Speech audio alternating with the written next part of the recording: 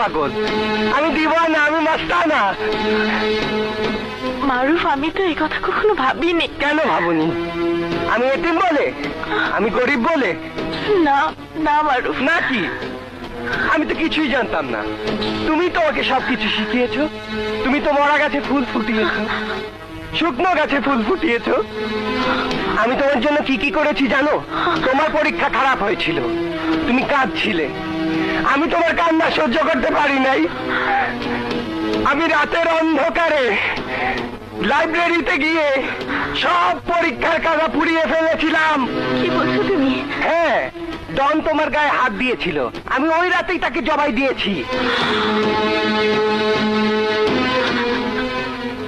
তুমি ডনকে? হ্যাঁ, শুধু ডনকে না, যে আমাকে ছেলের মতো আদর করেছে, যাকে আমি আব্বা বলে ডাকতাম, সে এতিমখানার প্রিন্সিপালের আমি কথা বন্ধ করে দিয়েছি, মুখ টিপে মেরে ফেলেছি এইভাবে। উনি বলেছিলেন নূপুর তোকে ভালোবাসে না, নূপুর আমাকে ভালোবাসে না। এই কথা আমি শুনতে চাই না। মারুফ, তুমি মানুষ খুন করেছো। তুমি খুনি। কেন খুনি? তোর জন্যে, তোর জন্য খুন করেছি। হ্যাঁ, তোর জন্য আমি খুন করেছি। শুধু এই খুন নয়, এ রক্ত কার জানিস? ঢাকা থেকে আসা পুলিশের ওসির আর শাকিলের। শাকিলের? হ্যাঁ, আমি ওকে মেরে ফেলেছি। মারুফ, তুমি? আমি পৃথিবীর শ্রেষ্ঠ প্রেমিক।